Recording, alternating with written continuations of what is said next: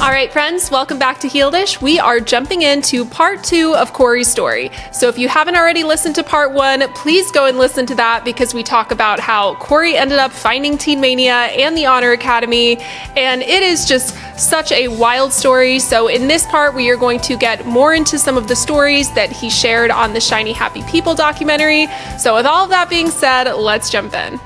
I want to go in depth with Acquire the Fire because I think you said you toured with them. Was that your second year? Okay. That's my second year. So back in first year, can you go over, which is going to take time, but can you go over some of the weeks that you had? So how did they explain to you that you needed to get up at 4 a.m. and work out, and why did that make any logical sense? What does that have to do with God and ministry at all? What was the explanation of that? And what did you witness and experience during that? The explanation for that was one of the phrases that I mentioned in Shiny Happy People was to beat your body and make it your slave, so that you're not disqualified. So you're basically qualifying yourself by, getting up at a certain time in the morning to do exercises. Now, corporate exercise, where Dave Haas's phrase on his megaphone was, we do it together or we do it forever. Not everybody's at the same physical capacity. I mean, people had different conditions and, body types and all that stuff. But initially, we were training to climb Pikes Peak. So that was one of the retreats that we had, where every intern at some point, if you were physically able to, you would physically train yourself at a lower elevation to climb Pikes Peak, and you were put in sections. What is Pikes Peak? Pikes Peak is a mountain in Colorado. Okay. So they put us all on we bussed everywhere. So we were all on yellow school buses, drove to Colorado after these however many months of corporate exercise, of training, boot camp, and the whole thing was designed after like the Navy SEALs kind of a thing, and West Point. So we would drive to Pikes Peak and we would climb the mountain, and I remember getting to the top and passing out because of the elevation. I'm from Louisiana. We below sea level. You know what I mean? And then Texas is no better. So the amount of exercise and then not giving us a chance to acclimate to the whatever. I mean, they were like, here's your peanut butter and jelly. Here's your, make sure you have your water bottles. Make sure you have this. Make sure you have that. And, we all climbed up there. We get to the top and, it's a thing. You did it. What's the point? I guess I'm like, why Pikes Peak? What is the entire point of your training for months and months to go up this mountain? For what reason exactly? Exactly, to go up that mountain. Ooh, it's a metaphor. Yeah, and why they chose Pikes Peak, I'm not sure. Versus like, a cute little trail in Dallas. I don't know. No, go up Enchanted Rock in Texas, not too far from me. That's pretty hard. Right. So we did that, but each intern every week had what they call an accountability card. And this accountability card, they would ask you, did you exercise 5 times this week? Did you read the Bible? Because we had to read through the Bible in a year. Through the year that we were there. Okay. Did you have quiet time every morning? And then you would fill out the card and you would turn it in. It was on the honor system. So people lie. Yes, I lied. Okay. It's like, no, I sat up in the bed. I was too tired to do exercises because I was running around doing summer camps. So there were people that did lie. But there are some people who were hardcore about it. And the reason why people lied is because of fear. Because when you turned it in, there was somebody called the debit queen. And what she would do is she would go through the accountability cards and she would give you a debit for each offense that you had. Once you got to a certain number of debits, you were campused. So that means for the weekend, instead of being able to, go off campus, do whatever else, you have to be in your room the whole time. And you're grounded. That's exactly what it was. You're grounded. So it's so weird because you have adults who are, and this is how I felt about Bethel too, and a lot of these systems is you are adults and you're giving your free will to these people, and you're kind of paying them to parent you and ground you and give you rules, and it's very bizarre. It's very culty. Yeah, it is culty. No rated R movies, no sitting next to a person of the opposite sex after dark, which meant that on one retreat when we were in Dallas, I had to stand the entire ride back because once it was an hour and a half back. once they assigned all the seats, there was one seat with a girl in it. And I couldn't sit next to her because it was dark. So that was another thing. They had you stand in a moving vehicle because you can't sit.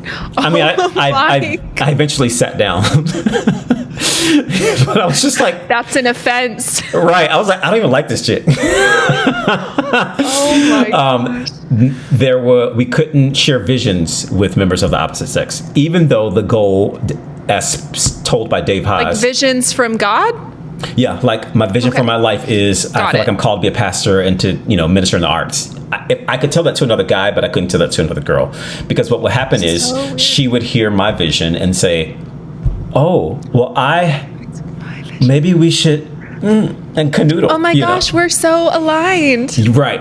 Even though he said from the stage, the goal was for us to marry each other, like as much as possible.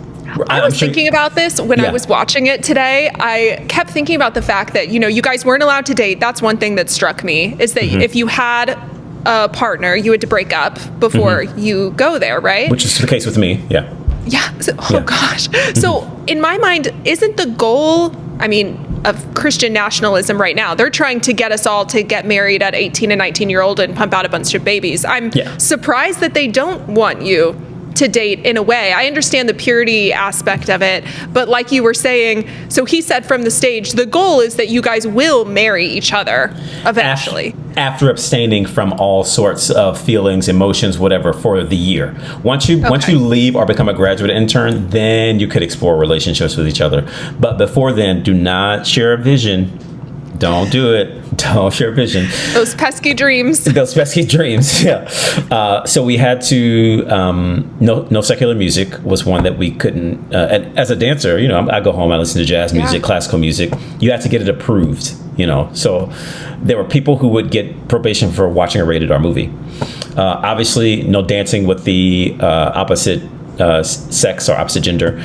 And there was no physical side. There were only, I couldn't give a full frontal hug to. Yes. It was always a side hug. That's why to this day, if somebody side hugs me, I just want to punch him in the throat. Just because no. Right. I was like, no, embrace me. Let's go. Yeah, let's go. But there were a lot of rules, and also those were, a part of being accountable as well. But with that accountability card, you had an accountability partner, and you would have to confess whatever you did to your accountability partner. And, it was also a thing. Do you have an accountability partner yet? Oh, this person already asked me, but can you be my accountability partner too? Well, I already have that. Too many accountable. I can't be accountable to. So it was always like we were taught it's like to dating. Yeah. You gotta pair off. Sadie Hawkins dance style. It's like speed dating, So we were all monitoring each other, and the only time that it got outside of that is when we severely broke a rule. There was an honor council, which was a jury of your peers that you would go before whenever you committed an offense, and then they would decide if you should be put on probation, if you should be dismissed. So it was so culty. It is. It was like this secret society, and I'm not sure how those people got picked, but everybody was also afraid to be friends with people on the honor council because, can you talk to them? Can you? Because then they could go back and because it's your responsibility. I wouldn't trust them. No. I would think, what if I slip up and say something I'm not supposed to say, and then I get brought before the honor council? Exactly. And I'm the guy who somebody confessed to me. They were like, "Yeah, over the break, I kissed a girl." I was like, "Oh, don't do it again." Stop it. Right. Like I can't. I forget to eat, so I can't monitor. You either. But it was a lot of letter of the law versus spirit of the law. Like we had to fast every. I think it's every Thursday. The whole day. Yeah, you have to fast, and then we had regular fasting retreats where you would fast from Friday to Sunday. So if you had a medical condition, that's hard, by the way. That's but the goal, it's not easy, and the goal was to remove, fasting to hear God's voice, to get a plan, and then we also had a vision retreat where it was the vision retreats were longer. Correcting myself, the vision retreat was a whole weekend, but we did fast every Thursday. I think it was either Thursday or Friday, where nobody on campus was eating. The vision retreat. Hey, they're cutting costs. Right, exactly. They're like, yes, we're saving this. You know what? Saving a seventh of their food budget. I wouldn't be surprised. I would not be surprised. And during the vision retreat, we weren't allowed to speak either. So we went to the auditorium for these sessions, but then they would space you out. But as humans do, sometimes, people do things that are a little annoying, and people would, dear God, I just ask that you speak on the hearts of my roommate to tell them that they're being too loud right now because it is very offensive and it's annoying me. In your name I pray, amen. So we communicated through prayer. Oh my God. to each other. And then sometimes, you had the rebels who would be like, can you stop doing that? Like, because at that point it's like, again, spirit of the law, letter of the law. And the reason why I bring up the fasting retreat connected to the spirit of the law, letter of the law, is because we would have people who would make their food, and it is 11:55 and they're sitting in front of it waiting for the clock to turn 12 so that the day was over so they could actually eat. Yeah. And I remember seeing somebody do that, and I asked them, what are you doing? And they're like, oh, well, I said, it doesn't matter. If you went all day, the spirit, right now, you're spirit of the law, letter of the law. The spirit of, you did in your heart what you needed to do. How is this 5 minutes going to make a difference? Just to eat the food. It's not going to matter. And he was like, you're right. But again, that type of critical thinking was not necessarily encouraged because it was seen as rebellious. And you're being raised up as Navy SEALs and military sort of mentality. So you should be very strict on everything. I mean, they're waking you up to exercise and all of that. Oh, I was going to ask, during the exercise, did you see anybody get sick or injured or anything like that? Or was everybody just freaking exhausted? And did you guys go back to bed after you worked out, or were you up for the day? If you were on A shift, you had to go shower and go to work. And you could not be late. So like, I think A shift started at 9 maybe, which is why or maybe it was 8, I'm not sure. But corporate exercise started at 5. After corporate exercise was done, then you could pick whenever you wanted to exercise or work out or do whatever else it was. But there was no like gym. There was just a basketball court. So your exercise, there was a trail that you could run. So your exercise was limited to, if you had an understanding of it, high intensity interval training or full body workouts or running or, whatever else. So were people losing weight? Is this part of the goal, or do you really think it was just about being mentally tough? Because this whole thing feels very like a guy was sitting in his office and thought that he just wanted to make everybody exercise. I mean, it's just a strange focus for the Honor Academy. Well, it's the key word is academy. The exercise thing was, again, a physical representation of what you should be doing spiritually. If you can exhaust a person, again, it's about the mentality. So it wasn't necessarily to have people lose weight. In fact, girls gain weight because of the food. There was a saying, at least in my year, it was like the Honor Academy, where the guys love on the guys and the girls just keep getting fatter because that's just what would happen. And there was, even though we had these sister course situations, and I do remember your question about seeing anybody get hurt, so I'll go back to it. Oh yeah. Just want to finish this, but we even got to, and this is I'm currently writing a book right now about a deeply personal book about my experience in religious trauma and how I got to that point. And one of the things that we called girls on campus was rib, because Adam the rib, and so we would say, hey, rib, and it was and we, it's cute, we thought it was funny, when scientifically that's not true. Women have the same number of ribs as men. Just the things that we believe. But the exercising aspect of it was almost like a training, militant, get in line, uniformity kind of a deal. And me personally, I did see a couple of people get injured, not severely, but there are people who were overweight for their body type, who couldn't necessarily move, who had already had chronic illness issues, who just weren't believing in God enough to be healed from certain things. They didn't necessarily care about that. Yeah. It was again beating your body. It was about you controlling your temple, because if you can, The thing about being the thing about being brainwashed is once the brain is washed in whatever way you want it, you can put whatever you want in there and just kind of go.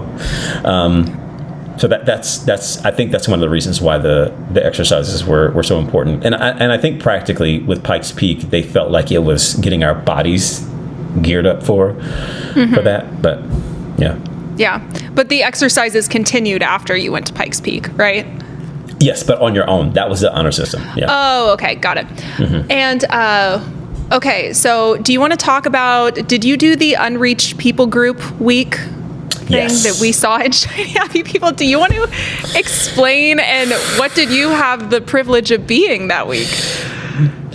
Before I tell this story, I will say this was the time, if people ask, was there a time or a moment when you realized that something was a little, and this was that moment. This was that time. So for the Unreached People Group retreat, they divided the campus into half. One half was the missionaries and the other half were the unreached people.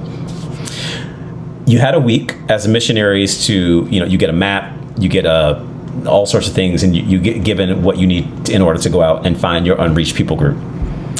The unreached people group, I felt, had the most fun because they got to develop a religion, they got to develop a language, they got to develop a system of beliefs, a culture.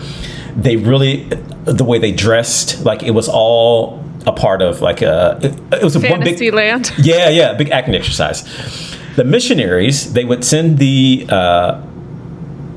unreached people back to, find their station to set up, and you built fires and like you lived off of whatever was given to you. And the missionaries waited until they got to that point, at which point the missionaries would have to go through customs and be questioned. And so I remember this specific staff member, I had an ATF shirt on. And so you were a missionary? I was, yes, I was a missionary. Yeah. I was a missionary. And there was this particular staff member had an ATF shirt on, and he was like, what does ATF stand for? I was like, Anti-Terrorist Force. So we're like, okay, basically teaching us how to lie. How do we get... So if anybody hasn't put it together, you had on an Acquire the Fire shirt. Correct. And you had to lie because they can't know that you're a Christian, because the whole purpose is that you're trying to get past customs, right? Right. Because if you are a missionary, you're going to be persecuted. That's what the thing is. You're expecting persecution. So then you have the human goal was to get through customs as unharmed as possible.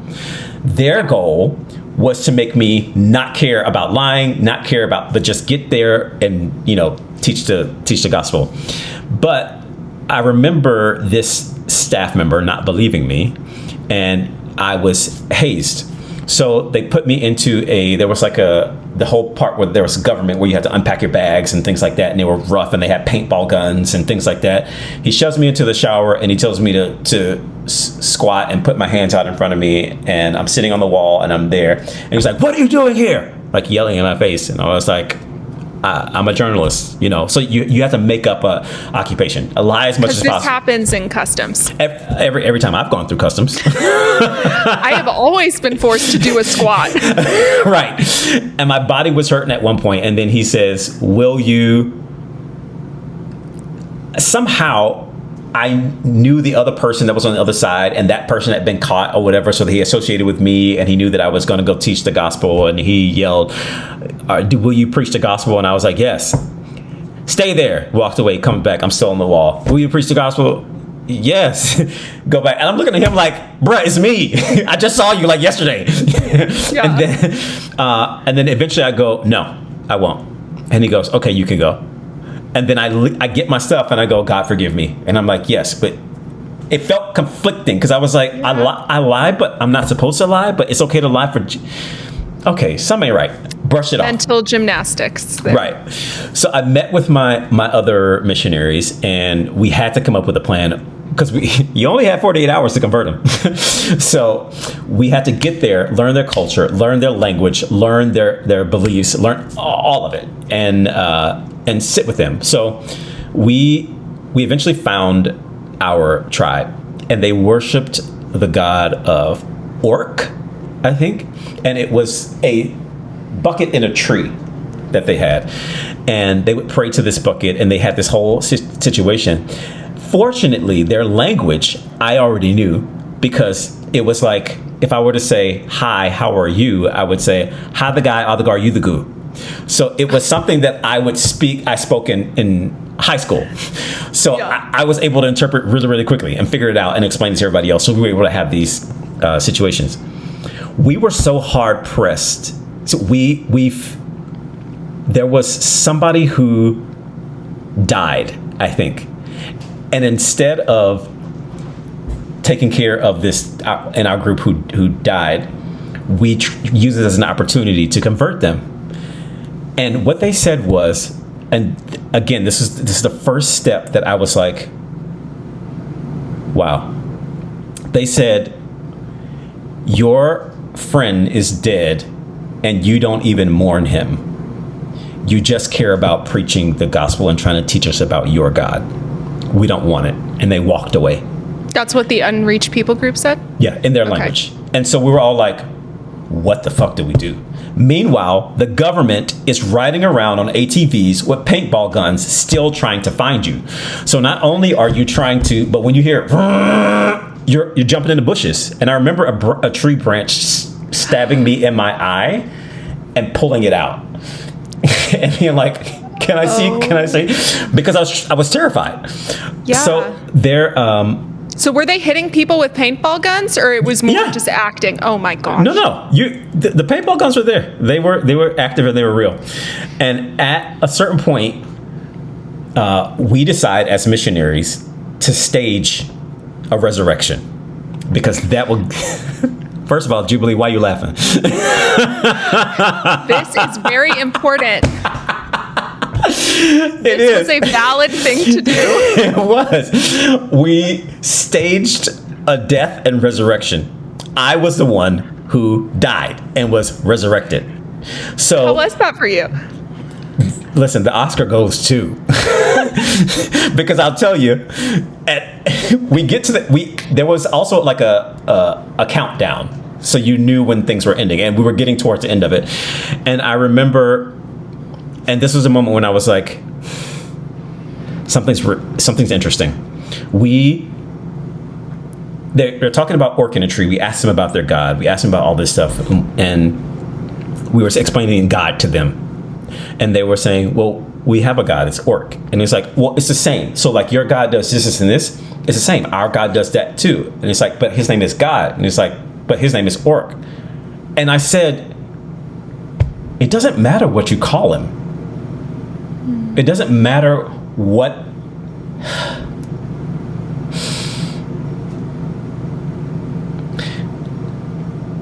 If God is truly who Christians say that he is, let's just say we get to the end of this life and God is who he says he is. I could have been calling God Cup. Yeah. Allah. Febreze. Does it matter? There's so much emphasis on things that don't matter. Meanwhile, we're wasting time on figuring out how to love people and just allowing them to be who they are. Mm-hmm. We're so busy trying to control environments, and we're so busy trying to make things fit our narrative to where we understand them, and anything else that's nuanced outside of that is wrong. And in that particular moment, I just realized, like, there's so much I don't know.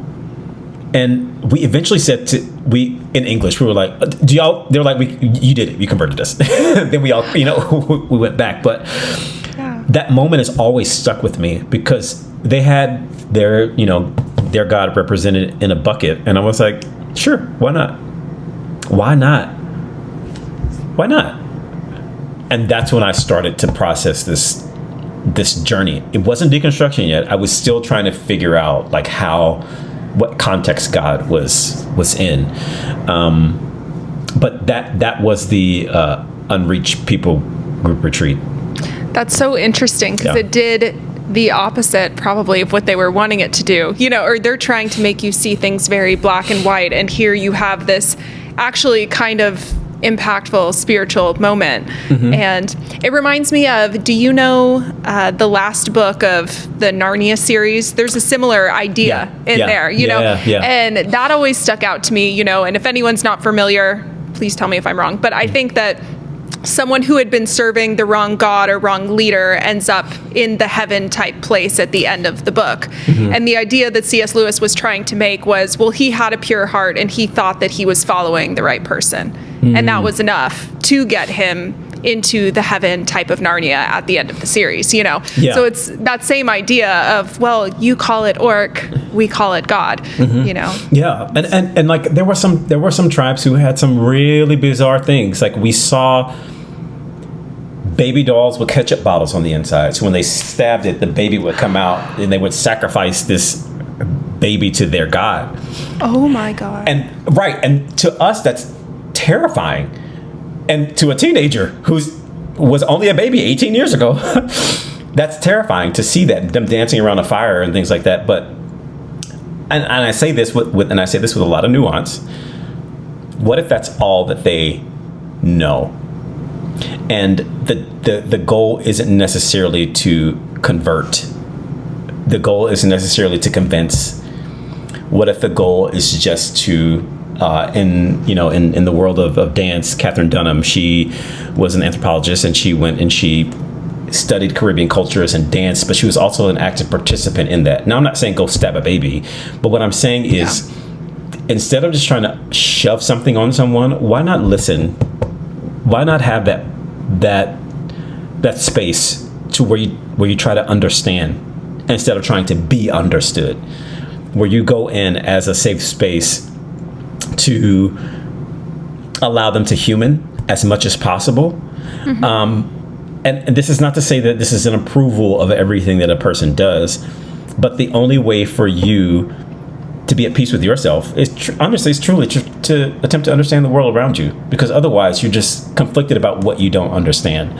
And again, for people who are listening and watching, I'm not saying that it's okay to go and stab babies. I fully believe that you don't think that's okay. But you got to be careful because some people like to take stuff out of context. But I just want more conversations. And I feel like that moment was a conversation that we all had with each other, and I remember all of us, missionaries and unreached people group alike, looking at each other and like, now I don't know what these people believe now. But I know for me that was definitely a defining moment. That's so interesting.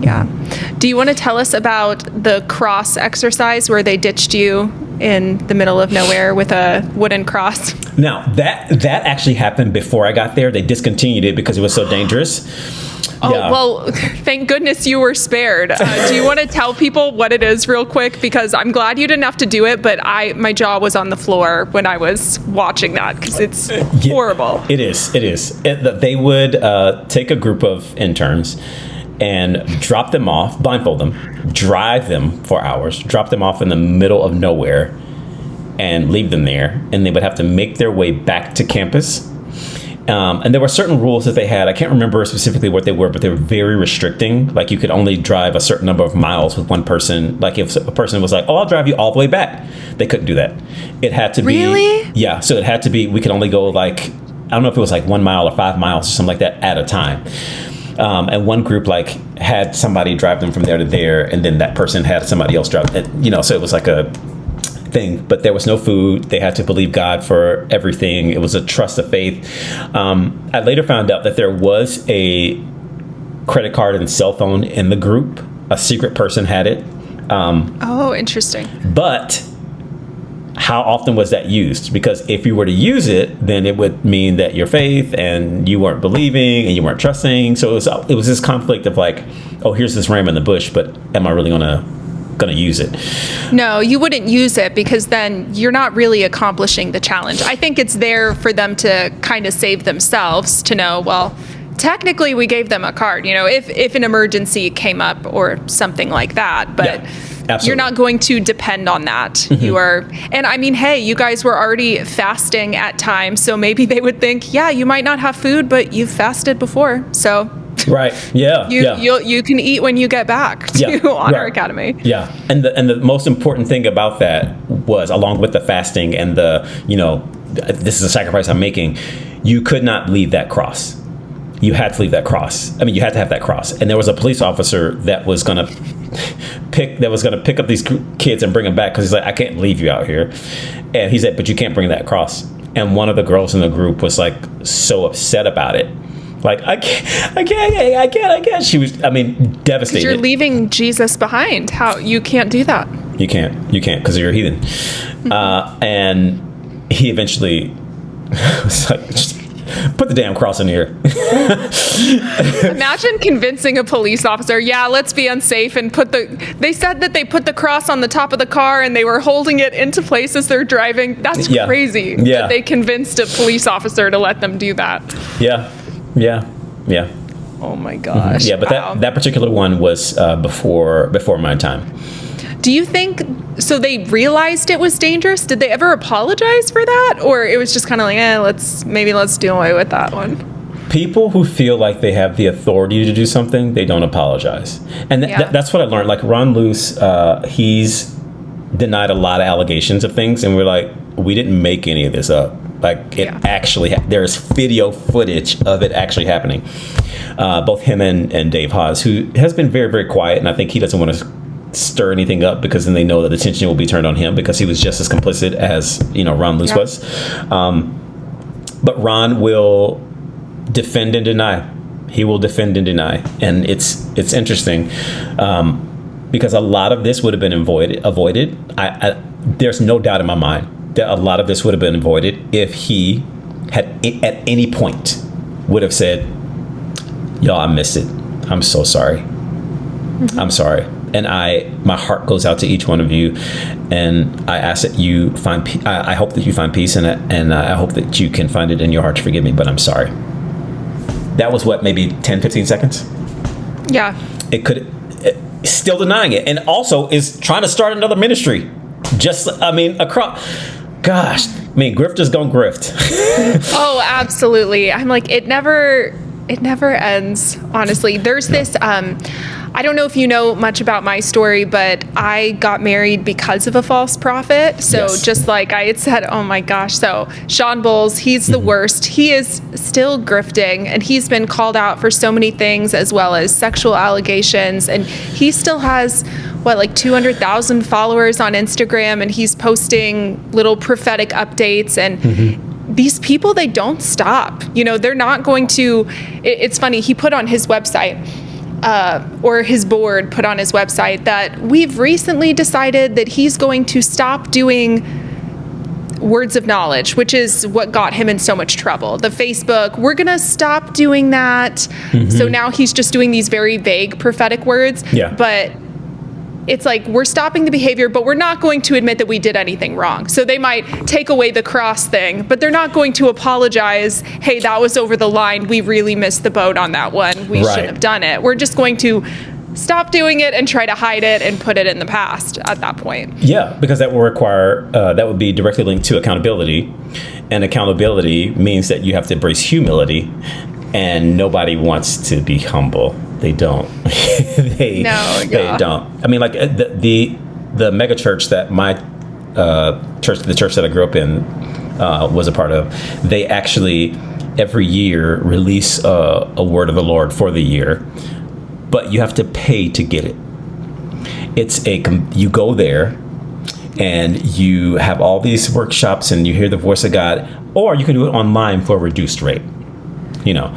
And I'm like, Jesus would be flipping tables. I feel at this point he'd be burning churches. No, it's like you can't charge people for prophecy. Apparently you can. Well, you can, but crazy. No, you do that. You're right. And I look at things like that, and I look at places like, and I understand that there are costs are incurred from certain things, Yeah. But it just, I don't know. It don't seem right to me, Jubilee. I don't know. I just, it makes me very uneasy. And I think that's why I have always, I'll say past tense, an interesting relationship with money, because of how much money was used to exploit, and how much money was a privilege to be able to access certain things that should just be there.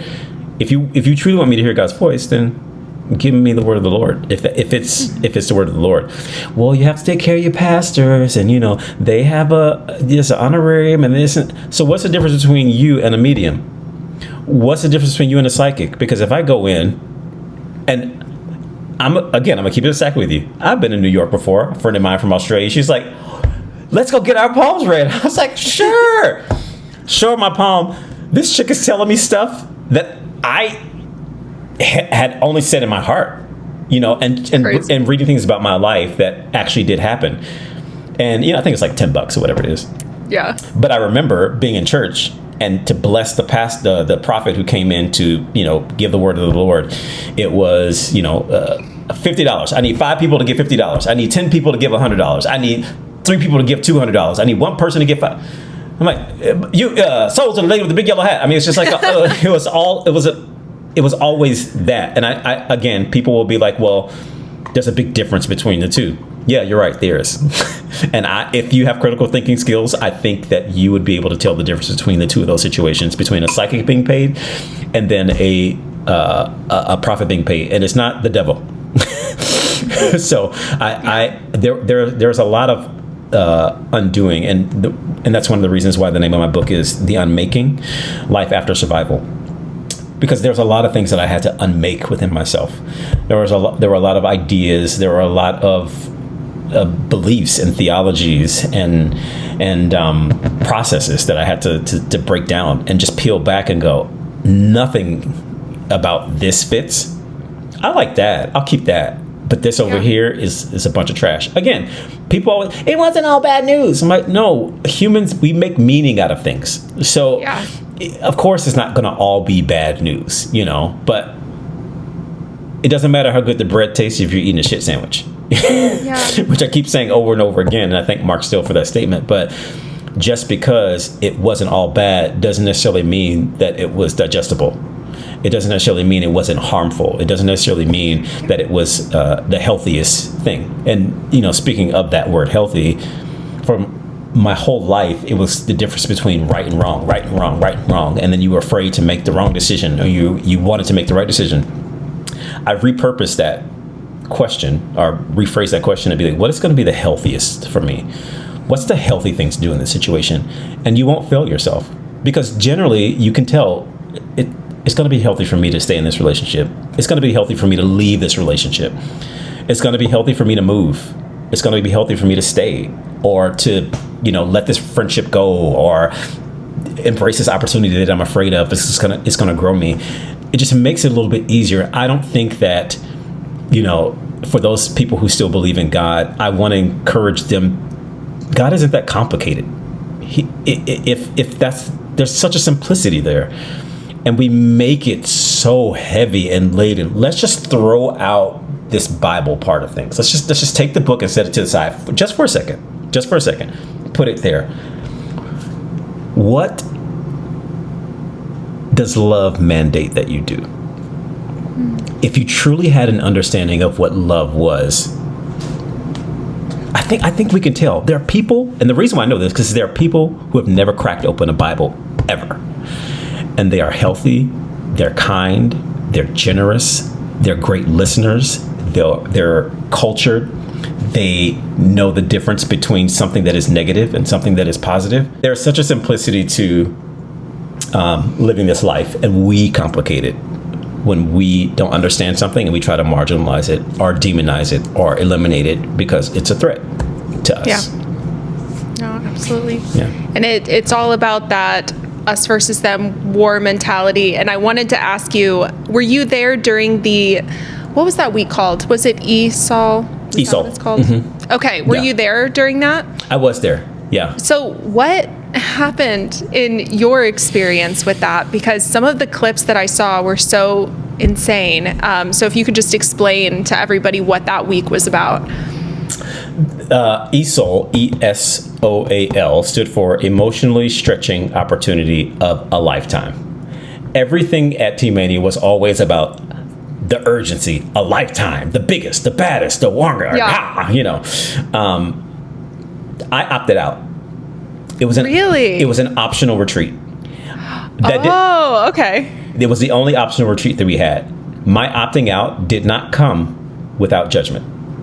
Yeah. So there were, you didn't do ESOL? I was like, no, I have been emotionally stressed enough in my life. I knew that at that point, I don't need this. And what I do remember is, and I can, there are certain exercises that you have to do perfectly, you know, kind of a thing.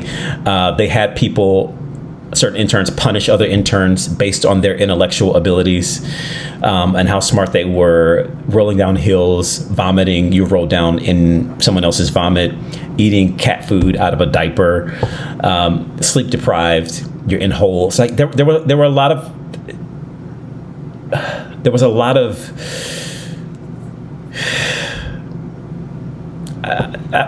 I want to say the word traumatizing, but we've desensitized that word a lot. But I think when you experience trauma, you betray your body. So there was a lot of betrayal of the body. There was a lot of betrayal of listening to your body. Because when you are exhausted, your body is saying, hey, it's time for you to rest. But they denied that. You had to stay awake. You had to be deprived of your needs, aka using the bathroom or eating. And then they would lie about it to the point to where it went through a whole rebrand and they called it Pearl, which was something else. I don't remember the acronyms for that one, but what I do remember so clearly is that I, along with a couple of the people that opted out of this particular retreat, we were alone on campus. So I got a lot of time to think and reflect, and I could hear certain things like coming from that area. Yeah. But the people that didn't ring out, because you had the option to ring out during, and you were ridiculed for ringing out, called a loser. And I remember the people who finished it, not all of them, but there were a few of them, they came back a little different. So it didn't take long for that to flip over in their heads. Different in which way?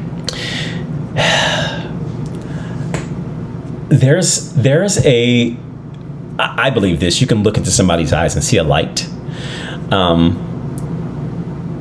There were people whose eyes I looked into that were excited before they went. Yeah. And coming back, it had almost neutralized in a sense, you know. Mm-hmm. And not to say that they were like vegetables for the rest of the internship. Yeah. But there was definitely something different. There was definitely something different about the way that they connected with themselves, about the way that they connected with other people around. And ESOL happened pretty early on in the internship. So you went through Gauntlet Week, which is like a baby version of ESOL. But ESOL was more physical based. You know, it was about depriving you of the things that your body needs in order to bring you to a level of complete and total obedience and submission to whatever they told you to do. Yeah. Do you think that parents knew what was going on there? No. Do you think that the students of Honor Academy were telling their parents, or were y'all encouraged to not tell the details? Because some of the things, like the horrible ones that you've mentioned, rolling down the hill and vomit, and in the documentary there was also she had cockroaches on her helmet, and they were saying put your head in the hole, and I assume that there were bugs in the hole, and there was something in there as well about getting in a coffin with mice and cockroaches. And I'm not a parent, but I can imagine if I was a parent and I found out that was happening, I'd be in jail. Shocked. Yeah, that any adult would have the audacity to do this to a group of barely adults, you know? So do you think that parents were being told at all what was going on, or were you guys told to not talk about it to your families? Both. We were told that nobody would understand. Our parents wouldn't understand. They wouldn't know because which is very culty. Yeah. isolation is a part of being a cult, isolating you from your people, being in this particular bubble. And we called it the bubble. But we were told that if we tried to explain it, they wouldn't understand because we were chosen. We were elite. We were the ones who were doing more than everybody else. But also, how do you start that conversation? How do you find the language to say, hey, I think this didn't feel right, connected to God. Mm-hmm. But they are leadership, and we can't question them. They were brilliant when it came to the obedience aspect of it and the control aspect of it, because we didn't talk about it. One, we didn't feel like anybody would understand because we were told nobody would understand. But people wouldn't understand, not for that reason, but for the reason that this is nuts. Yeah. This is crazy. And I know I talked to interns today who still haven't processed any of it. They just put it in a closet and go, do not open, because they don't want to go back to that place. But how do you start that conversation? Hey, Mom, so I rolled down the hill in some vomit, but it was optional. But I chose. I chose to do it. I guess. Right, but I also, they told me to do it, and they're the authority. But I don't want to question authority. I'm just saying that it didn't. Like, how do you begin that conversation? And I think a lot of us, we didn't know how to begin that conversation, even if we wanted to have it, and then some of us just didn't want to have it. So I don't. There were a lot of things that I don't think parents knew or understood. I've had friends for 25, 30 years that said, I watched Shiny Happy People. How did I not know this about your life? Yeah. You don't talk about it. You know, it's like Fight Club. Well, it's especially once you start deconstructing it, unless you're doing it. I mean, I know I process publicly online, but not everybody does that, and they don't want to talk about it because I don't know, there's a level of potential embarrassment, not that people should feel that way, but just, you know, when I talk about the things that I believed at Bethel, that I was married to someone who daydreamed about going to morgues and raising people from the dead and wanted to crash funerals, and that was like my life at the time. And I was married to someone who thought he was never going to die. And, you know, how do you explain that to somebody who's not in those circles? It's hard to communicate it because it feels so normal when you're in the middle of it. And I've had people tell me that they've sent my episodes of Something Was Wrong to their boyfriends and said, like, hey, listen to this. I was a part of that crazy school 10 years ago. I know I told you I went to a ministry school, but I never told you what it was like, you know, because I think people, they don't have the language it's hard to talk about it, because it's so otherworldly, you know, that you just think people wouldn't understand it. Yeah. The number of interns who are with people who have had their people watch the documentary and their people have said, I understand him or her so much better now. Now I get it. It's comforting and it's encouraging. But also, it provides a way for them now to process certain aspects of things that they hadn't necessarily. They can open up and talk about certain things. Yeah. The level of patience kind of increases because you're like, oh, that's why you're, you know, or why your thinking is this. There's so much of a divide between vulnerability in Christianity, and religion in general, but I can only speak from the perspective of Christianity and some of its derivatives. But you're not encouraged. That being vulnerable is almost like doubt. You know, it's almost like not trusting God. It's almost like you relying on yourself. You know, and the things about which you have to be vulnerable are crazy. Like I even think about the language, washed in the blood. If I said that in any other context, I'm crazy. Somebody's checking my basement for bodies. You know, if I said, take, eat, this is my body.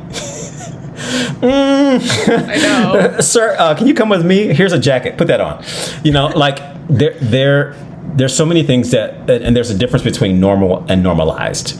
And my Yes. my therapist said this to me once. I was explaining to him what was happening. Cool as a cucumber, certain things. And there are things that came back that I haven't talked to my therapist about that I'm like, oh, we about to have a field day. I'm about to make your eyeballs sweat. but talking casually, and this happened and this and this and it did this or whatever. And he says, that wasn't normal, right? And I went, oh, it wasn't. It was normalized. And anything can be normalized if there are enough people who are willing to fall under whatever that normality is. One thing that Teen Mania did was it taught us how to crawl into that space, no questions asked. Because there was and I do think there's a level of automatic trust that we give people. We trust people every day. You trust people not to blow through the red light. You trust people not to, sometimes come into your house and do crazy shit. But when it comes to trusting other people, there's this sense of like an expected blind obedience that you have to have. Do not think because God doesn't like for people to doubt, and then you're lukewarm, and then he'll spit you out. And who likes rejection? And fear. And if he spits you out, you're going to hell. So right. And he made that place for you. Because he loves you. Right. It's just like the mental gymnastics. And it's like, I think, it's not normal. I was talking to somebody recently. He was saying, my earliest memory is being 3 and being told that God was gonna throw me in hell, but now follow this and you won't, and that shouldn't be normal to be told at the age of 3 that you're evil at the age of 3 and you deserve it, but you're so lucky that God loves you, so do this A, B, and C for the rest of your life and you can avoid burning. It's very sad how normalized those thoughts are. Okay, I wanted to get back to that one story. It's actually, okay, so I was watching episode 2. And as you were telling the story on screen, I was DMing you, okay? Because I was just jaw on the floor, so upset about it. I was like, I need him on Healdish. This is crazy. Yeah. Was how you had to ask permission to get your hair braided and that whole situation that followed, and the isolation and how they tried to make you feel bad for hanging out with other students who were Black. So could you explain what that was like? Because I know you said you were raised in this church where there were barely any white people. What was it like going to Teen Mania and it being pretty much the exact opposite of that? So, where do I start? For one, growing up in my church, being proud of being Black was not something that we did. Really? There was no Black culture. There was no celebration of Africa, dashikis. There was no celebration of the diaspora. Like we didn't do it. Black history was like restricted to inventions and maybe a discussion on slavery, but there wasn't a celebration of that. Mm-hmm. As a matter of fact, I had a lot of internalized racism because of perspectives from my dad, and there were some things. Black man. There were some things, and he voted for Trump all 3 times. He's that person. He doesn't believe in equality. He definitely has some ideals about Black individuals that I accepted as truth, even though my family was Black. We went to a Black church, so there was a lot of dissonance there, cognitive dissonance. So, and as I mentioned, the mega church that we were a part of, the satellite church, they were predominantly white. And the sister church that was in Baton Rouge, that was a part of that church as well, was also predominantly white. So, and then the high school that I went to was also predominantly white. Yeah. To the point to where the opposite was true for me. If I saw a bunch of Black people, I would get physically nervous, because I didn't know how to handle it because of the ideals that my, dad taught me, but also because that's what I was kind of used to. So going to Teen Mania and seeing a bunch of white people was like, I'm home. It was normal for me. Yeah. So getting to the point to where other black people on campus had an opposite experience. It was like black on black on black on black. The number of times that I could have had my black card revoked because I didn't know any black music, like references, TLC,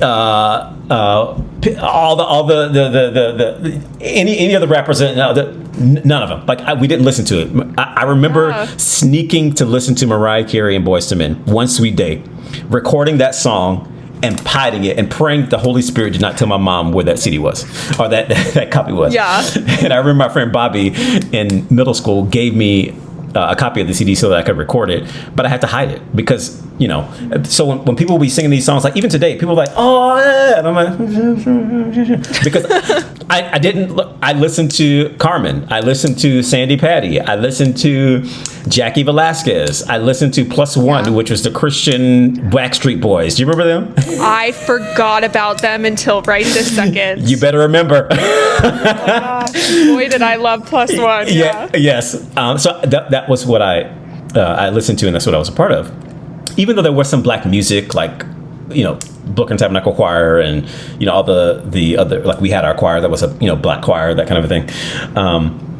So when I got to Teen Mania and I met other black people who didn't have the same experience as I did, I was like, okay. But once I got to Teen Mania and there were other black people, I was like, this is not bad. But what ended up happening was whenever we would hang out, even though there was like 5 or 7 of us, not because we all worked different shifts too, so we weren't always all of us together. But if we were together, we would get confronted. And again, they taught us classes about confrontation, about segregating ourselves from the rest of the group. Did they use that word? They would say, guys, this doesn't look right.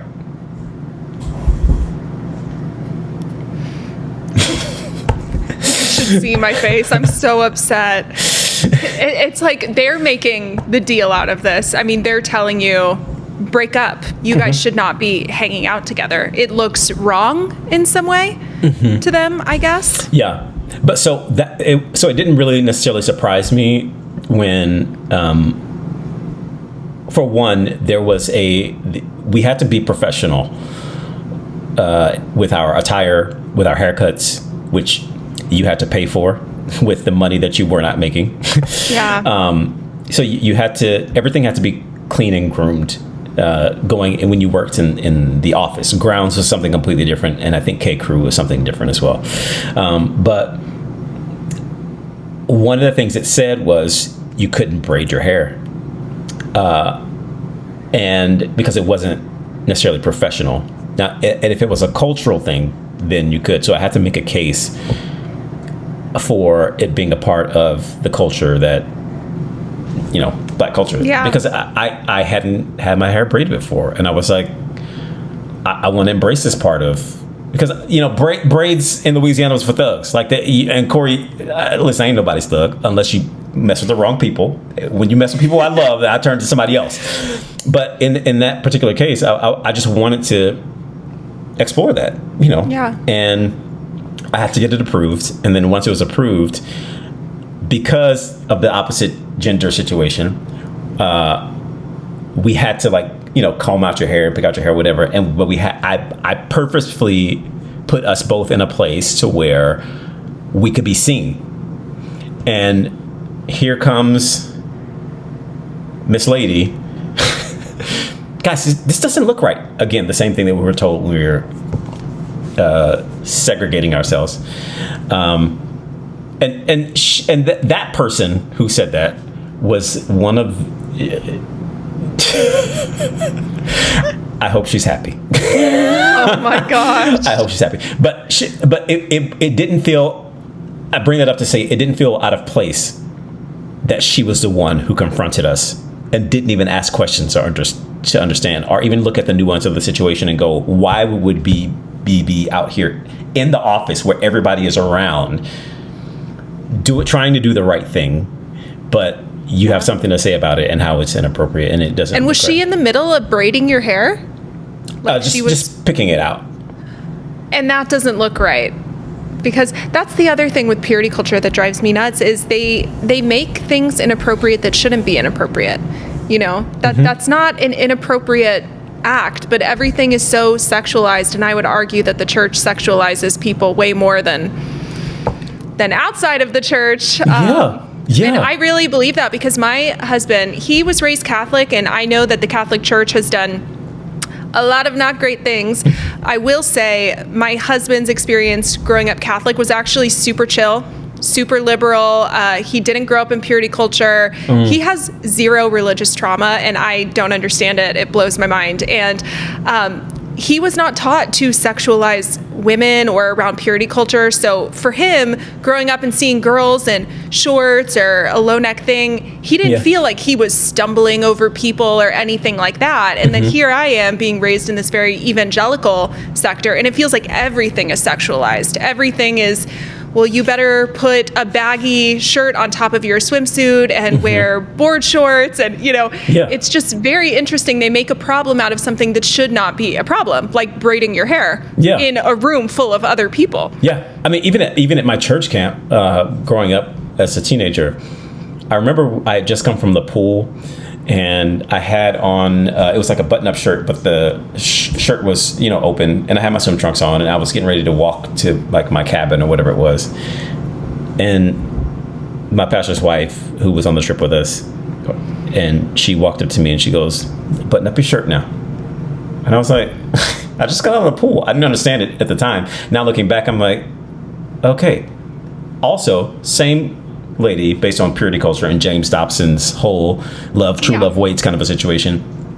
We actually, all the teenagers in the church, had a ceremony at my church where the guys wore tuxedos, the girls wore white wedding dresses.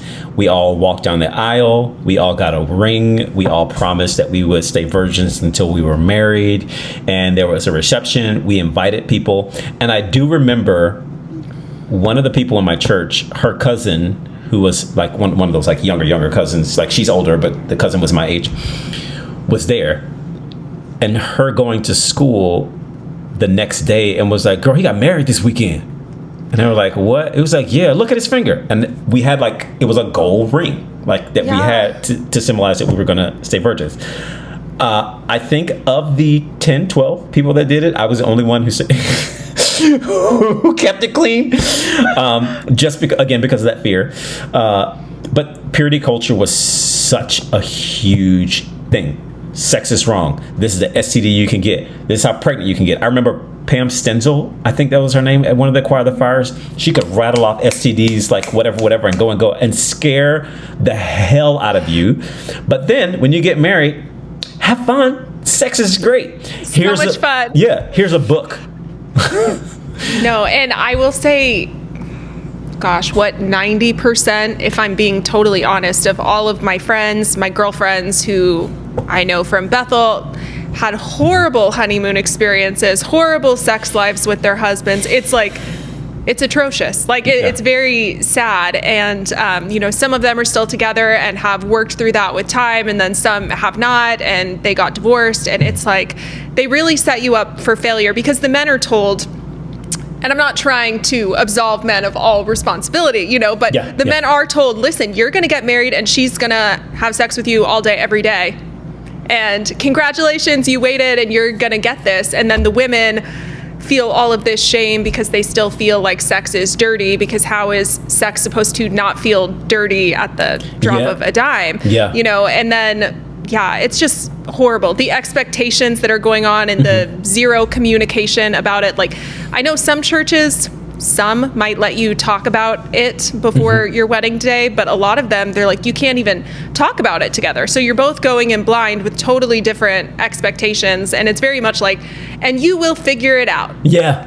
When you get to learn together, isn't that beautiful? But I would argue that there are some healthy steps to intimacy, you know, like fooling around and doing things in stages. I truly feel like it's very not, I was going to say traumatizing, but I know it's overused, but it is overwhelming to go from not kissing somebody to having sex all in one day. It's a shock. Yeah. No, like how do you go from nothing to maybe holding hands to having sex on your wedding day? Yeah. And Where's the progression? You know? Yeah. Like I just feel like that's not natural. I know some people might disagree with me. I do not feel like that is a natural progression of relationship. It's not. I mean, because here's the thing. I think the more you take something off the table, if I say, don't think about a white elephant right now, don't do it. Do not think about a white elephant. You start thinking about a white elephant, you know? But if you were to take sex, and let's just say we start at like 15, you know, and you start talking about it. Have the conversation. What is wrong with having a conversation about sex? What is wrong with saying, hey, so when you hold hands, this is what's going to happen? And maybe separate them and then have some sessions together. I don't know. And I'm talking about if churches want to control and they want to be so much involved in people's lives, you got to expose them to every aspect. So if you sit down, hey, so you'll hold hands and this is what's going to happen, guys. You're going to start to feel this and you're going to want to do this. Let me talk about what consent is. Let me talk about how James Dobson is wrong in saying that every 72 hours a woman should put out. No, I'm sorry. Like you don't get to just make these rules up just because. And also, was a psychologist, which is also It's crazy. Yeah, very crazy. But why are we afraid to have those conversations?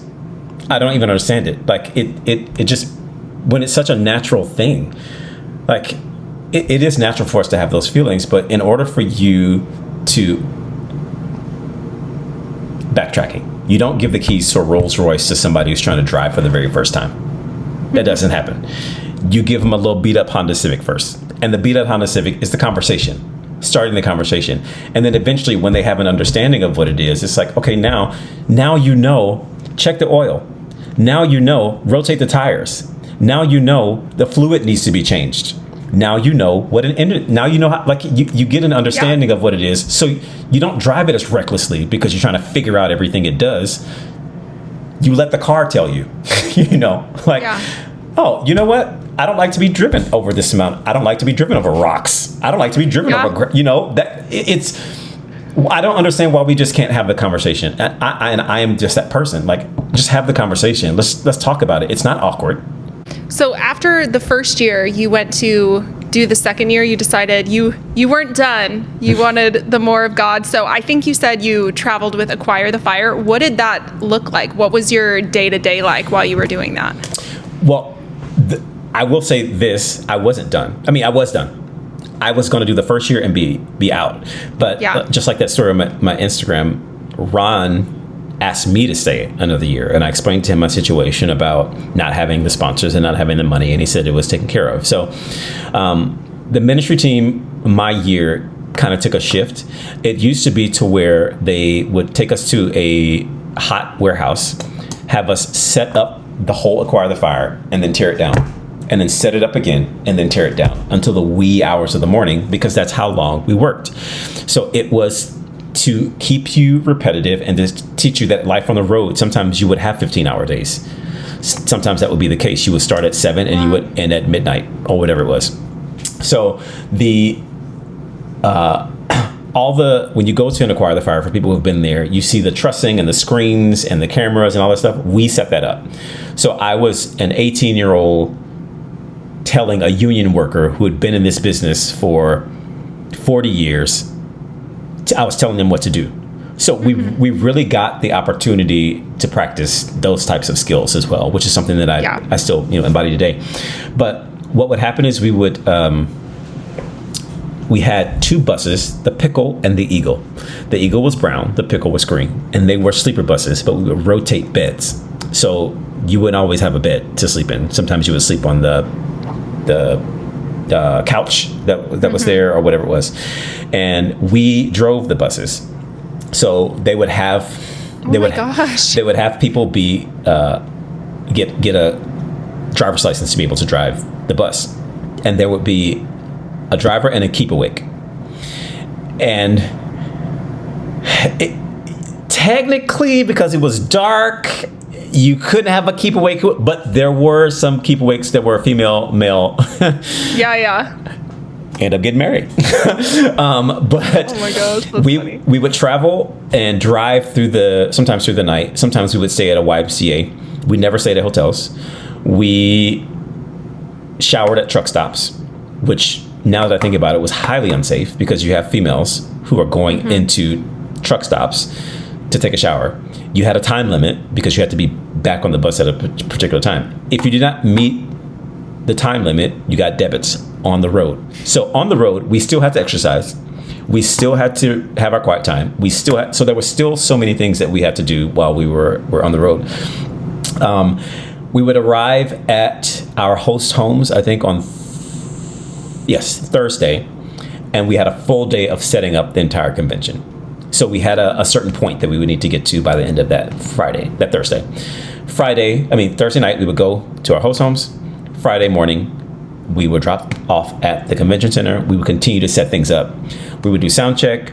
We would do, we would run some of the numbers that we needed to run for the dancers, make sure props and things were together and all that stuff. And then Friday night is when the teenagers showed up.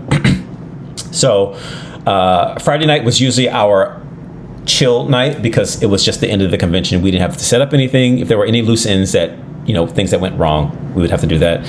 And then Saturday was a big, long day.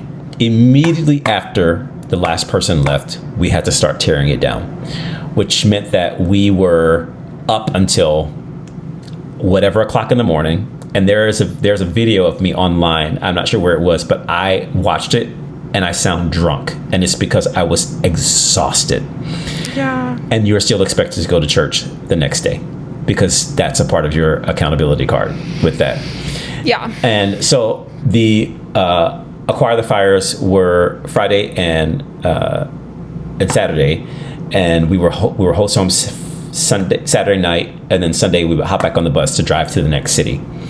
And then at some point, the Acquire the Fires got so big that we had two different teams, an A team and a B team, so they could do two different cities at two different times on the same weekend. What they did was they cut our crew in half, stole some of us, and put us on that team, and then mix us with another group of people.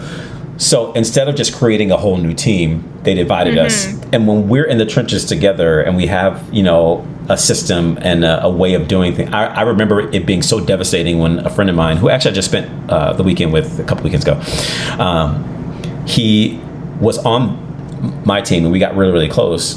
And then they separated him and then put him on the other team. So that's what touring was like. And obviously we had the $5 a day. And what I would do is... So they would give you $5 a day to eat, right? Yeah. Okay. What happens if you run out of money? You fast. Gosh. Or you had sponsors who were sending you money, Okay. So some of us didn't.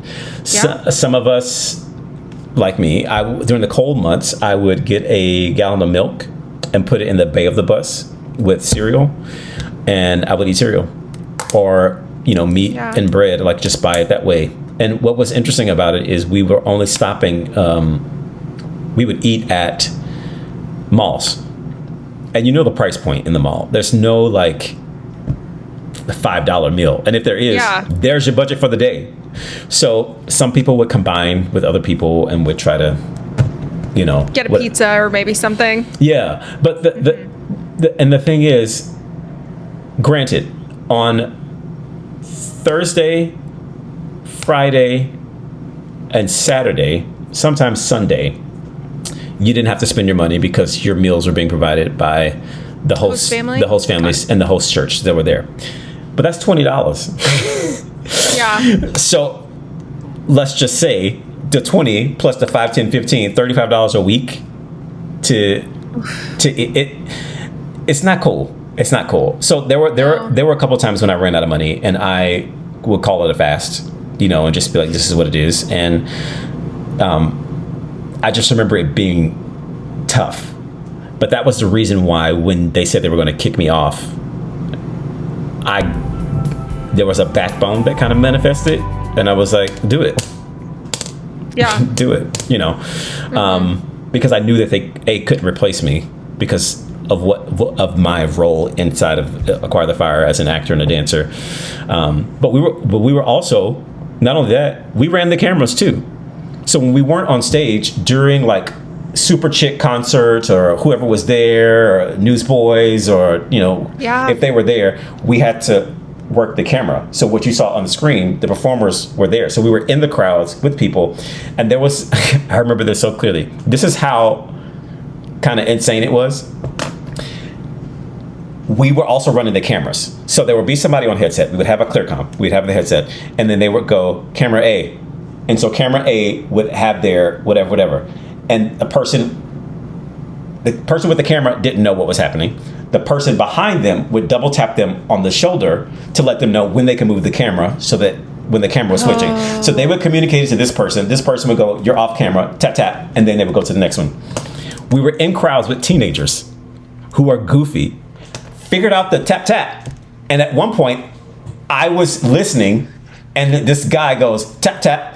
She moves the camera and everything just goes, and then he goes, what happened? What just happened? I was like, it wasn't me. I didn't tap him. And I looked at the kid and he was like, oh my gosh, Bills. They're like children, yeah, because they are children. Yeah, they're children. But it goes back to us running the ministry. We ran every aspect of it. For free. Actually, no, wait, you're paying. We are paying. You were paying to run his ministry, which this is just such financial. Yeah. So a lot of some of us have continued on. Like there are a lot of the people who work sound who are working for big, sound companies now and convention centers. Yeah. I'm involved in entertainment still. Like there, that we learned about inventory. We learned about honestly setting up this whole system. We learned about VIP and what that meant, and like there were a lot of skills that we did learn. It's inevitable when you're in a situation like that, but that doesn't necessarily outweigh all the bull. Yeah. And wasn't there, they showed a picture, it was insanity, where you were dancing with, was it 3 white girls, and they had them paint their faces? Yeah. So apparently Ron felt like every unreached people group was a tribe in Africa. And his thing was always didn't you know? Right.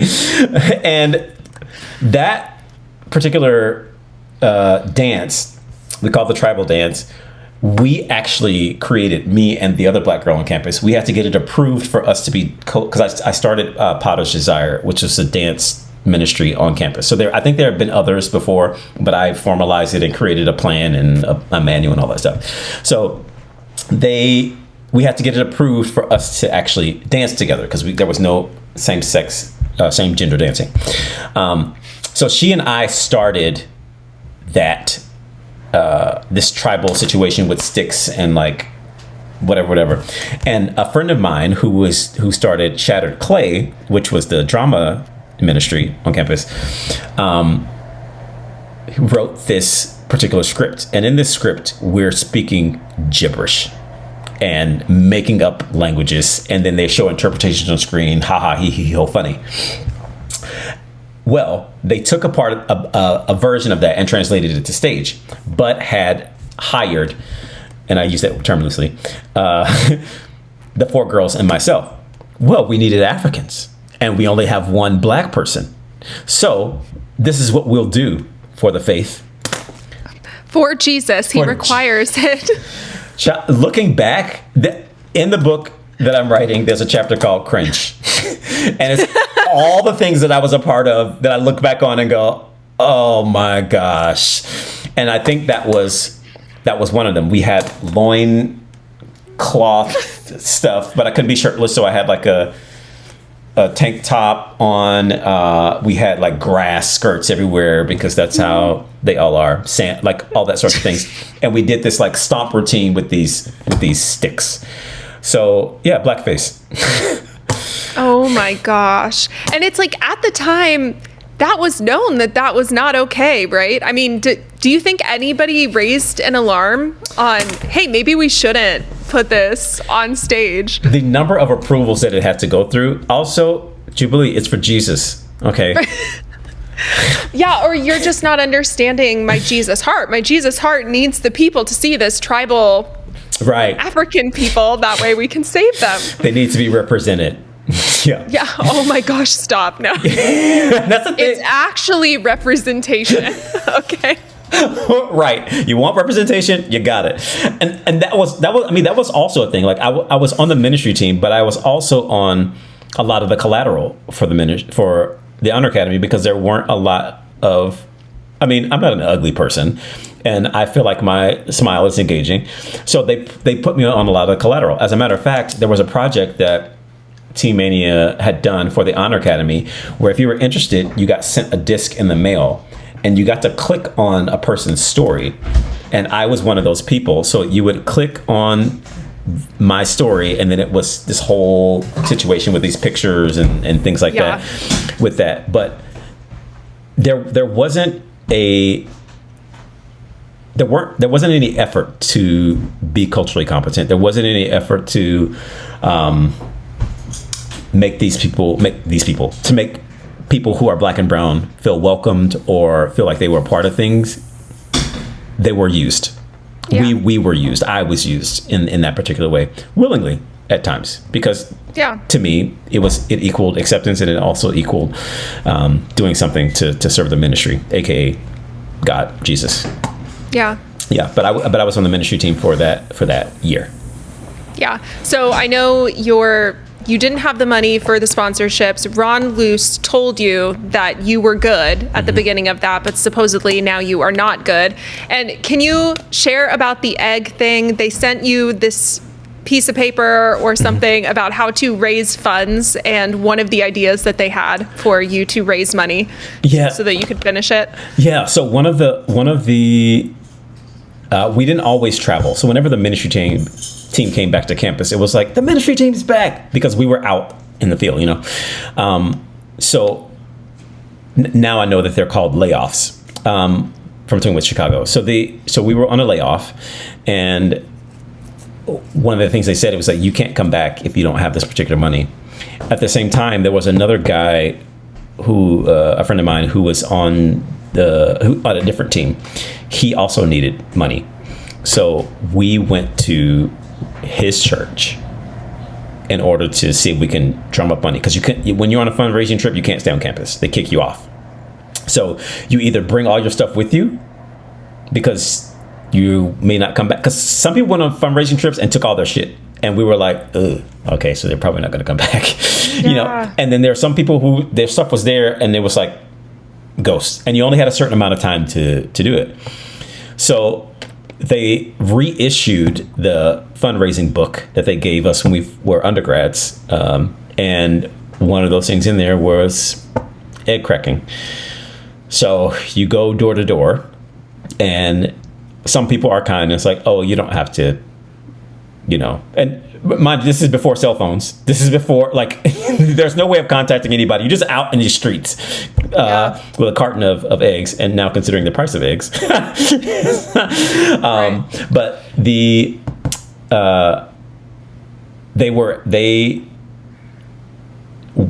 opted to give you whatever donation they wanted to give you. So if they wanted to crack an egg over your head and give you a quarter, that's just what it is. It was a quarter closer to your goal.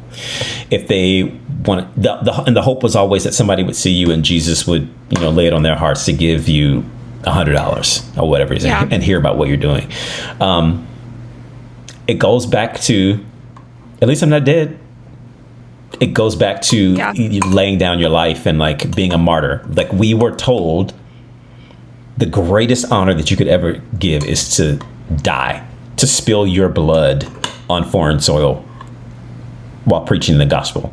So if I am cracking an egg over my head, and that's a little bit of a humiliation, that humiliation is translated as persecution, which we were already warned about. So why should I be surprised?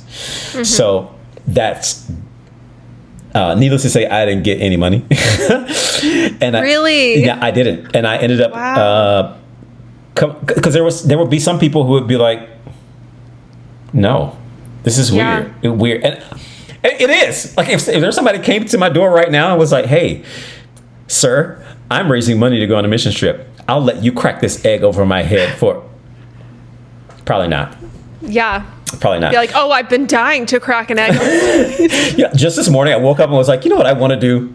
Not go to the beach, crack an egg over somebody's head, and here you are. So they sent me on that fundraising trip. I did not raise the money, but I did come back because they needed me to come back. I got on that bus just like everybody else. We pulled off, and I finished the year. Well, the fact that they're even demanding you to come up with this money, I just feel like you're the legwork of their organization that brings all of the money in through Global Expeditions, Acquire the Fire. Without you and your team, they don't have the outreach to even get people to join the Honor Academy, to get more free labor. I mean, and you're a dancer for it, so you have a very specific role in it as well. I would feel at that point, if I were you, I'd be like, I'm a little irreplaceable, to be honest. Like, you're not going to let me stay. And also, he got you to come by telling you that it was going to be free because he knew he needed you at the time. Like, he knew he did. Yeah. And that reason is literally the second moment that I had where I was like, the first moment was my undergrad year for the Unreached People Group Retreat. When that moment, when exactly what you said, I was like, you can't. And people might be like, well, that's conceited. Okay, fine. Call it what it is. They could not have done what they were doing without me. And I knew that. And I knew that I had the cards in my hand. And I also knew what this joker told me, So like one way or another, it was going to get figured out. And I was like, if I go home, go home. I want to be here anyway. Because I'm tired. Yeah, I'm so tired. I literally had my stuff packed. My parents were there to take me back to Louisiana from Texas. And before we even left, that's when they called me. So I think I remember like having a little break between the end of my undergrad year to the beginning of my graduate year. But yeah, exactly just what you said. I said to them, I was like, I said, who's going to do what I do? Who's going to do it? And I looked at the guy who was my company manager at the time, and it just wasn't one of those moments where I was going to lay down and just be like, okay. I think there was something that it was the first brick in standing up for myself, whatever the motivation was, because I am a huge advocate. I like when people advocate for themselves. I teach my students that advocate for yourself, speak up, have agency, have autonomy, things that are not core values within, Team Mania. And so it was the first brick in like that part of myself that had been there that I was starting to exercise. And now I have zero issues turning something down and being like, no, that's not enough money. So what ended up happening after that? So you didn't get the money. I know you said you didn't officially graduate. So did you end up leaving at that point? I did the rest of the tour.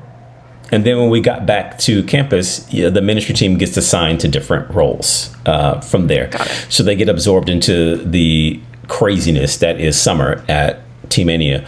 And that includes summer camps, that includes preview weekends, that includes mission trips. So we all got put into one of those areas.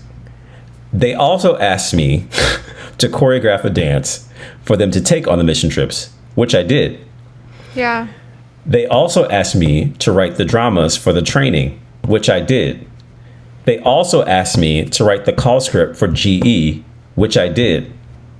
At the end of the summer, when I thought that I would be graduating, I did not, because I owed them that money, even though I had continued to put time and effort into what this ministry is.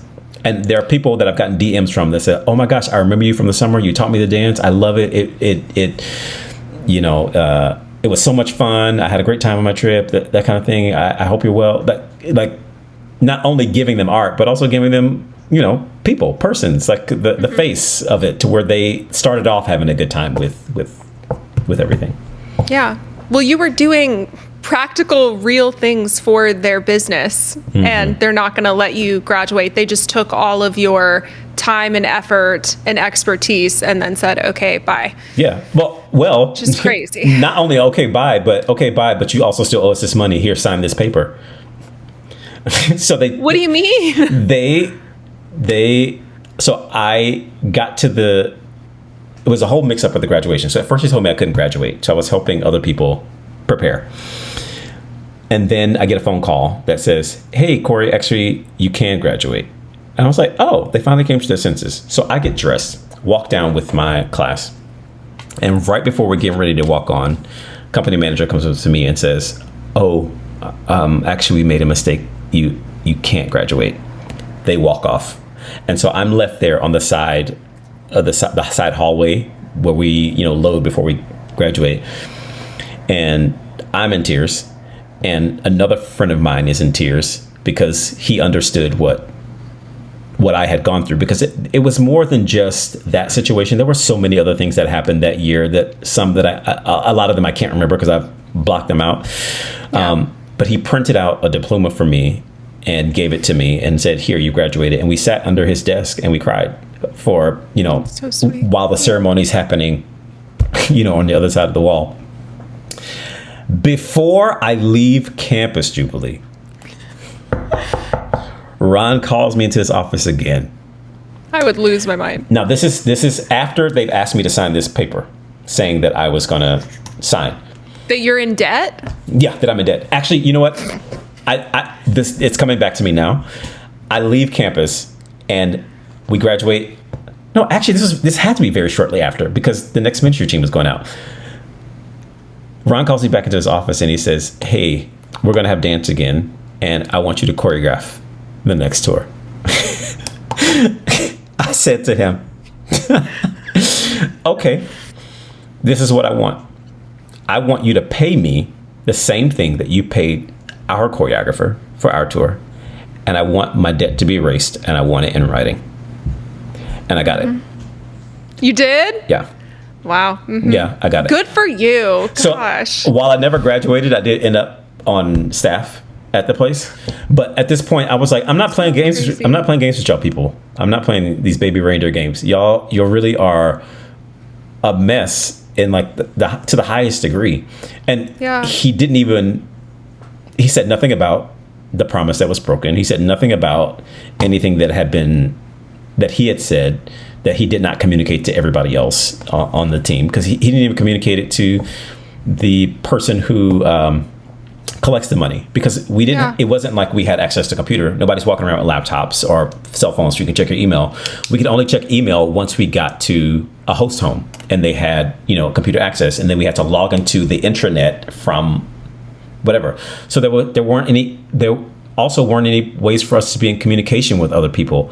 The only way that I was able to call people while I was on the road was one of the people who worked in IT was a friend of mine. She gave me a calling card number that I could call from any place that acts like it's calling from Team Mania, and I could reach other people.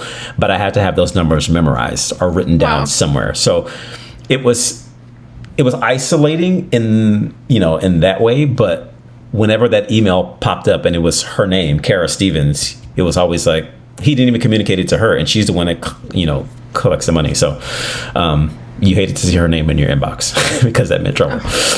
Yeah. But yeah, so I technically never graduated, but I did have that debt wiped clean, and I was on staff as a choreographer for the January group, and then also the August group, and also the January group.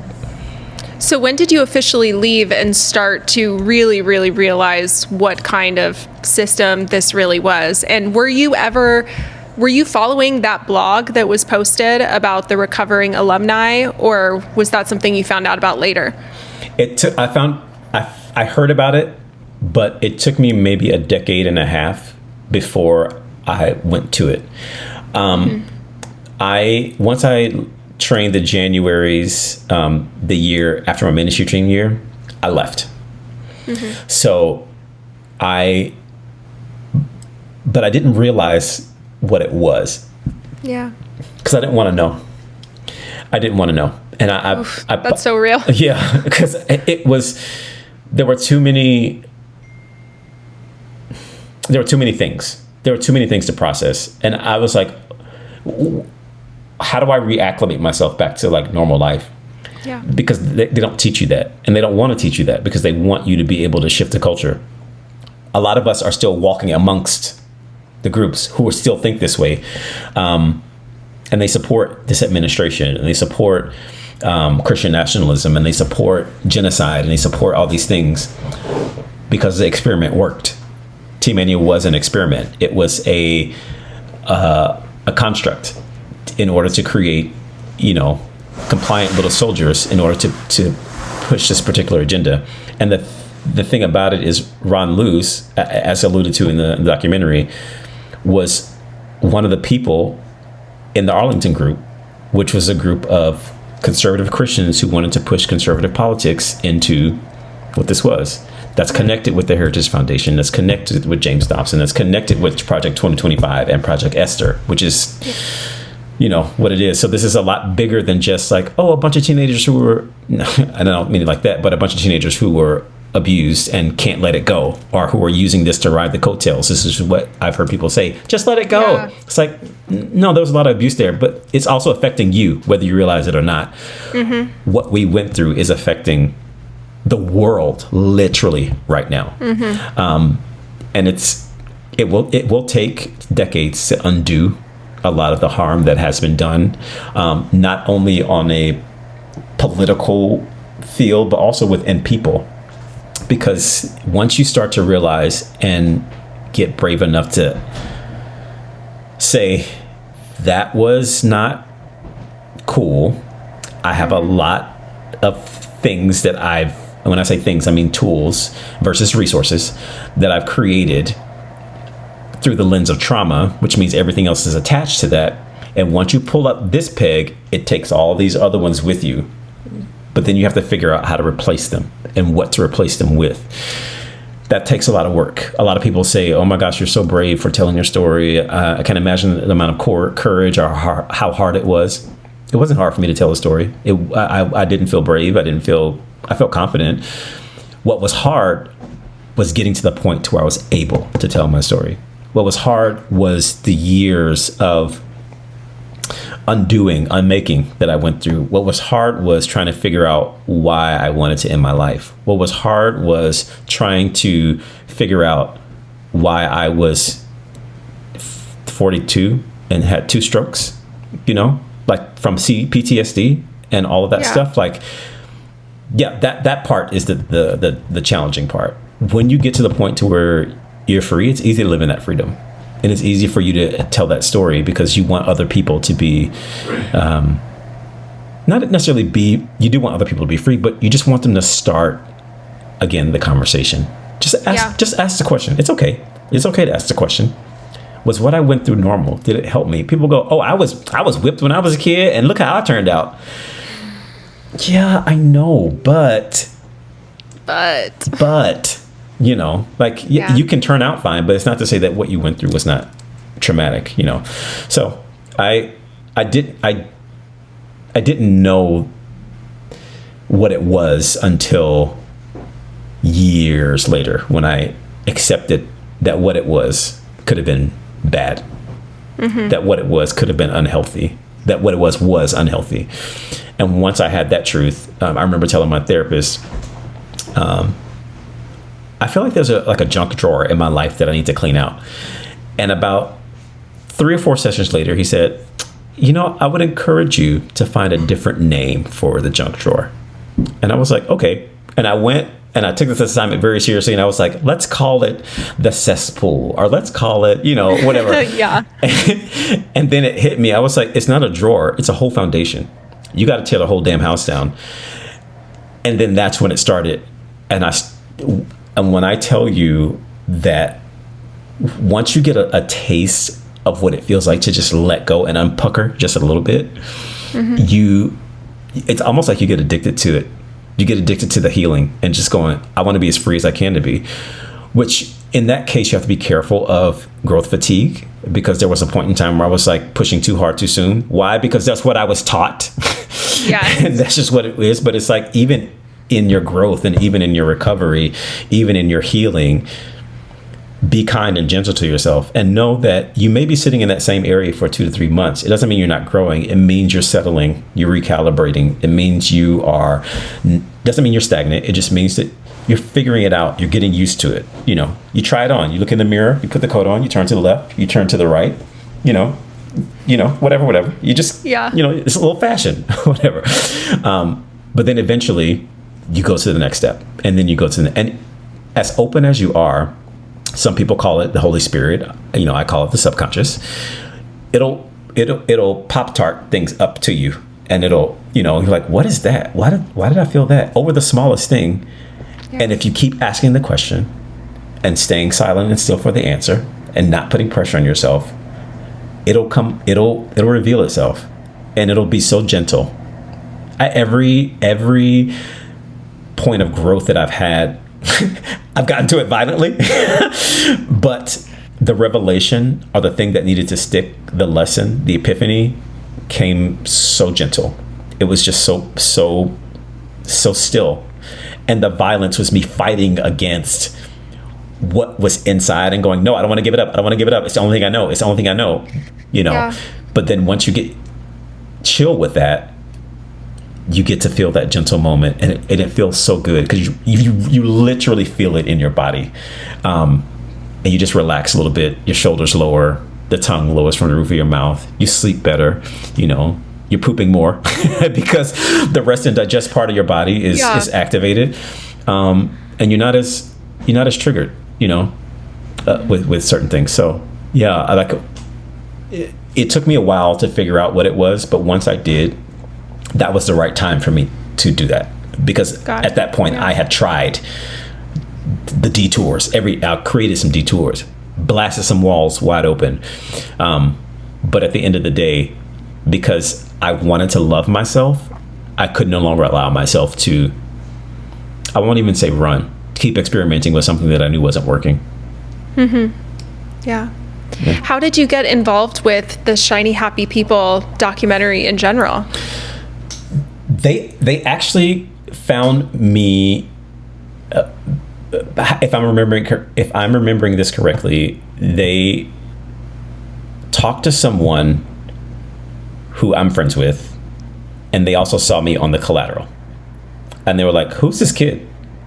Oh, okay, yeah, the pages and stuff from before, right. And so they initially reached out to me, and I ignored them, because MSNBC, when they did that Mind Over Mania documentary years ago, when they contacted me, they just wanted to talk about the ministry, and I didn't want to talk about it. And so I was like, again, wasn't ready to, because I thought I thought I had dealt with it. So they reached out to me, ignored, reached out to me again, ignored. This one specific Saturday, she reached out to me and sent me a link and was like, I just want to let you know I'm legit. This is what we've done. This is what this is. Would love to have a conversation with you. We ended up hopping on a call, and she and I talked for an hour. And she wanted to talk about the people. She wanted to talk about our stories. She wanted it to be about us and not about this particular ministry. And that's the direction that it was going towards at the time. And so then she's like, I want you to be my business partner. We met, we talked for 2 hours. She said I forgot to press record because what they were doing is they were vetting different people to make sure that the people who were on the screen were able to, who were healed pretty much, or who weren't, this place sucked, and then because then people would be turned off to it, And none of us said anything negative about the ministry. We just recounted experiences, and there are people who are defending T-Mania and Ron Luce and Christianity and saying that we just gave it a bad name. And I'm like, why are you so triggered? You should explore that. And so then the next week I was in Atlanta and filming. Oh my gosh, it was that fast. It was that fast. Wow. I think it all happened. Atlanta. Yeah. They filmed so much there. I lived there for a time, and it was so much fun. How long did you live there? Let's see, 2 or 3 years. I was a background actor out there because my funny ex thought he was gonna become a famous director and own Disney. So we moved out there so he could chase his dreams, and we did background work and stuff like that. Oh wow! But I love Atlanta. Yeah. So it's so nice there. And when I was there, I loved it. I loved it too. Yeah. And that interview was the first time since I left Teen Mania that I was able to talk about it and feel safe enough to, and speak about the experiences growing up and what happened with all of that. And it was a moment when I was ready to go, oh, I can let this go now. Huh. Yeah. I felt like it was a little paper boat, and I just kind of flicked it, and it just kind of rolled off into the sunset. Again, it was just so gentle, and I didn't know how much I needed that in order for it to happen. But then also knowing that it could possibly help someone else, again, start the conversation, was something that was important to me as well. And so the story ended up being a little bit different than what it originally set out to be, because when she interviewed somebody, they revealed some information to her, and then that's when the digging started to happen. There were a couple of shifts and things like that, because originally it was supposed to be released in maybe March, I think. But there were delays with it, and but it was released when it was supposed to be released. But people ask me, are you happy with it? And I am. Like, nothing was misrepresented or anything like that. If the complaint that a lot of people have, and I would say complaint, but grievance, is that there could have been more episodes. Everybody who's reached out to me from that time, and also people who kind of knew about it, were like, there was so much more. And I'm like, yeah, I spoke for 5 hours, and I think total it might have been maybe 20 minutes that I was on screen of what that was. But there's a lot to unpack. There's a lot to unpack there. But I had no reservations about being a part of that project. Oh, that's amazing. Yeah. It turned out so good, and I know it's helping so many people. So many people have been tagging me in it. They're like, you have to see this. I'm like, I didn't realize that it's somewhere that I was connected to. Luckily not as deeply ingrained as you were, but my path did cross with it, and I'm very thankful that I didn't end up going to Honor Academy, because it's totally something that I would have done. I think had I not found Bethel, I was in a place, how we were talking about, you're in this place when you graduate, you may not be ready to go to college. That's kind of what Bethel was for me. Yeah. I was looking for some sort of program, and I found Teen Mania, but thankfully I was already signed up to go to Bethel. Although, should I say thankfully, because it was because the concepts are the same. It's the same, No, it's very similar, but yeah, definitely more, I would say, outright abuse at Teen Mania. It was so and what would you say to anybody who is currently deconstructing, or I've gotten a lot of DMs from people who've said that they started watching Shiny Happy People, and it's the first time that they've realized that some of these concepts that they grew up with are very toxic, and that they haven't really let themselves go down that path. What advice, or what would you say to those people who had feelings come up while they were watching it? That's a good question. I think the first thing that I would say is take your time. Give yourself what you needed then, and that is time and space. You don't have to rush it. I would say that. I would also say stay curious. Keep asking the questions. Every answer that you need is already in existence on the inside of you. You just have to be still enough to reveal it. I would also say realize that there are some things that you may find safe and comfortable that actually are not serving you. And it may take some isolation for a little bit, but go towards the peace, the actual peace, not the familiarity, I would say, not peace in that way, but go towards actual peace, and to listening to your body, and go towards the joy. There's research that talks about how play is the best way for us to learn. So find playful things to do. Like, one of the things that I do is I color a lot. Or I'll watch bad movies and then turn them down and voice over them.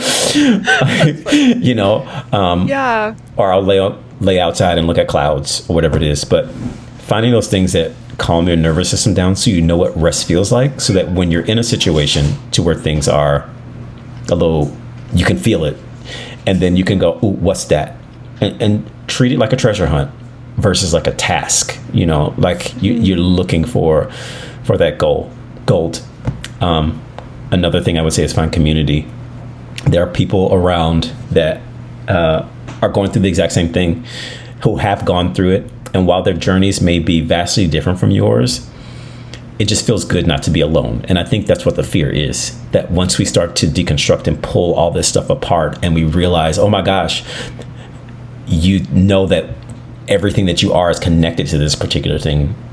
And that's because it's not connected to you. So it's really about finding who you are.